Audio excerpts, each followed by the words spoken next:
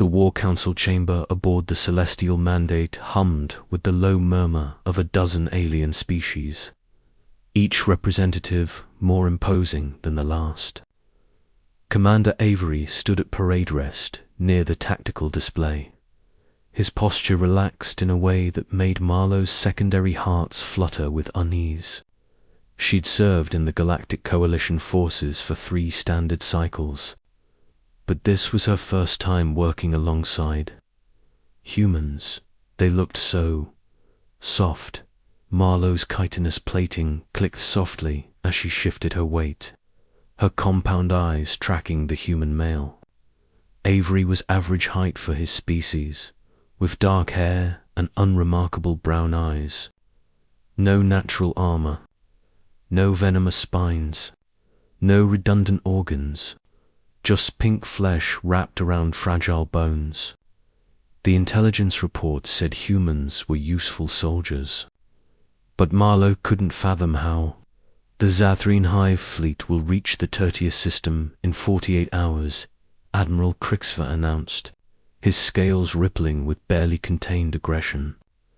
Our forces are outnumbered 3-1. We hold the line here, or the entire sector falls. Marlowe had fought the Zathrine before. They were relentless biomechanical horrors that consumed everything in their path. Holding against those odds was suicide. My battalion will take the surface installations, Avery said calmly, as if discussing weather patterns. We'll need support from the Cavalish heavy artillery units and Marlowe's rapid response team. Marlowe's mandibles clicked in surprise.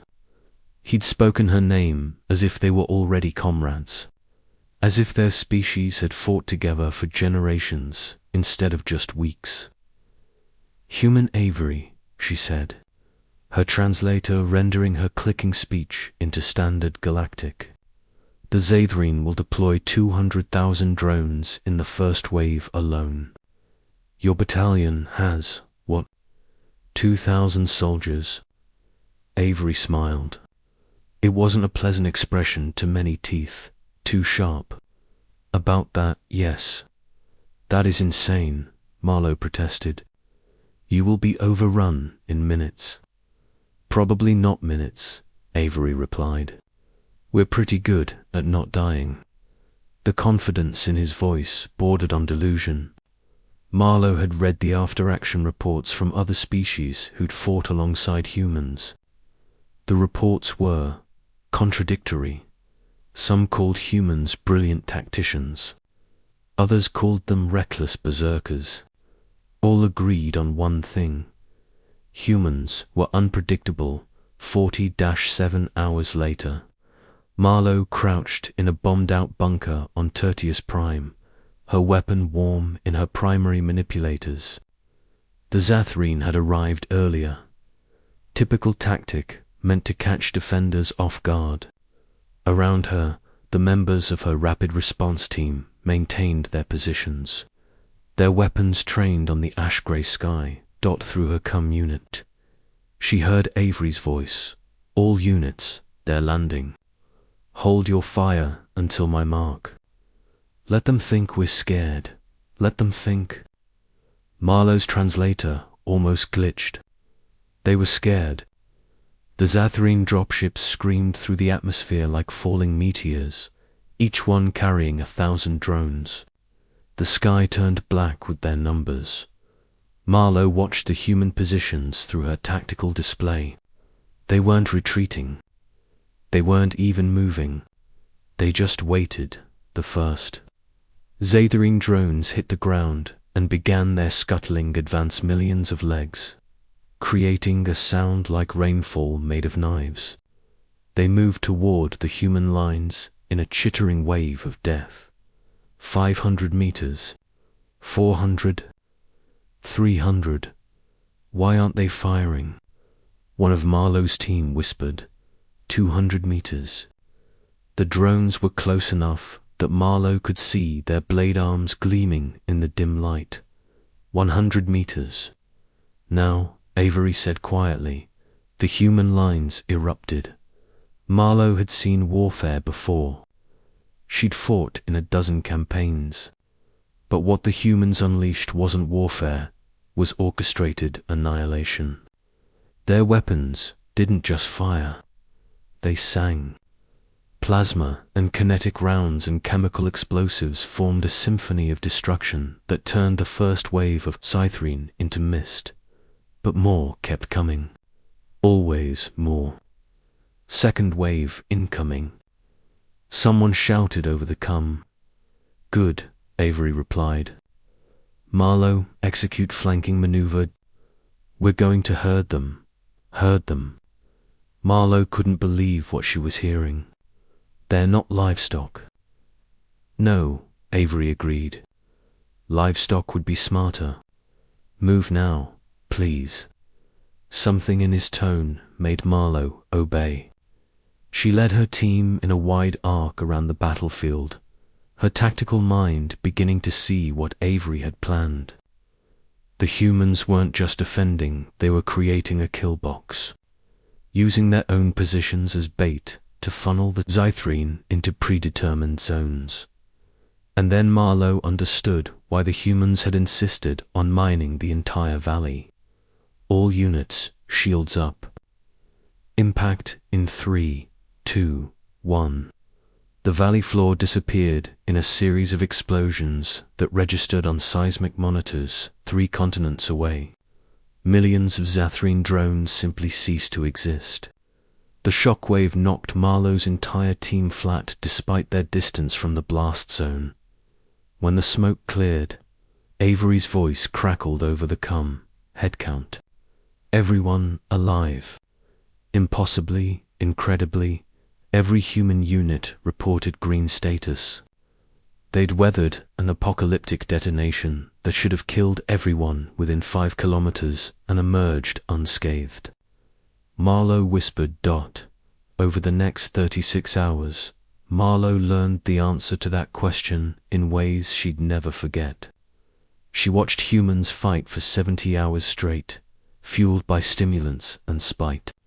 She saw a human medic named Rodriguez drag 3 wounded soldiers through enemy fire while missing his own left arm. She witnessed Avery Coordinate 17, simultaneous operations while blood from a shrapnel wound pooled in his boot. But the moment that truly taught Marlowe about terror came on the second day. When the Scythrine deployed their heavy assault, constructs 30-meter tall, biomechanical walkers that had destroyed entire cities. Avery looked at the towering monstrosities and laughed. Marlowe, he said, his voice somehow cheerful despite 2 days of constant combat, want to see something funny. Nothing about this is funny, Avery. Just watch.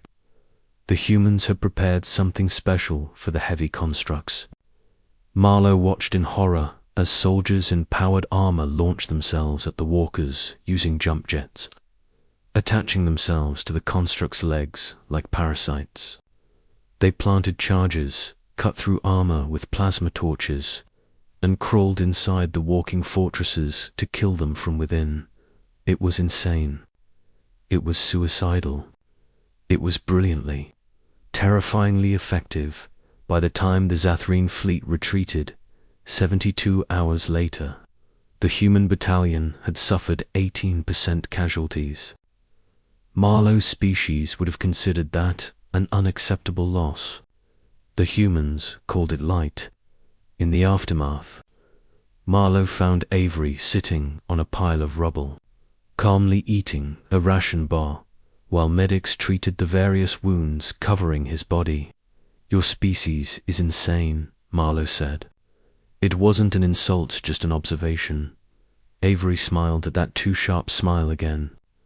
Yeah, probably. But here's the thing, Marlowe. Humans evolved on a death world. Everything on Earth tried to kill us for millions of years. Predators, diseases, other humans, the weather, even the plants, were poisonous. We survived by being meaner, more stubborn, and crazier than everything else.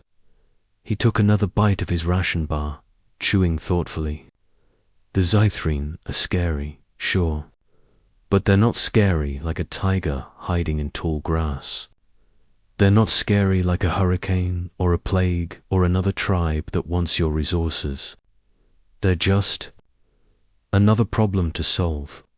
Marlowe's translator struggled with the concept. You're saying you're not afraid? Oh, we're terrified, Avery corrected. Every single one of us. Fear is useful, it keeps you sharp. But humans learned a long time ago that being afraid doesn't mean you stop. It means you use that fear. Turn it into fuel, into anger, into determination. He looked at her with those soft brown eyes, and Marlowe finally understood why the reports had been so contradictory. Humans weren't just unpredictable tacticians or reckless berserkers. They were both. They were everything they needed to be to survive.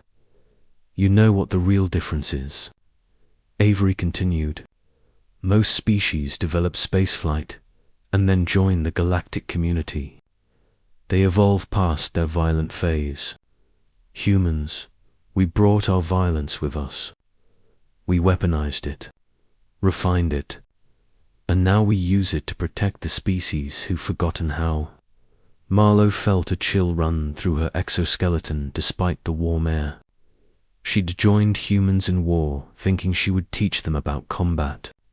Instead, she'd learned what true terror really meant, not the fear of death, but the fear of what you might become to survive. And humans had become something truly terrifying, not because they were strong, but because they refused to stop, ever, I think, Marlowe said slowly. I'm very glad humans are our allies. Avery's smile softened slightly. Yeah, so are we, honestly. War is terrible, but at least this way, we're making it terrible for the right people. As Marlowe walked away to tend to her own team, she made a mental note to update her species files on humans. Not as soft, fragile beings who somehow survived despite their limitations, but as apex predators who'd climbed to the top of the food chain on a world designed to kill them, and then decided to take that fight to the stars. The galaxy had called for help. Humanity had answered, and the universe would never be the same.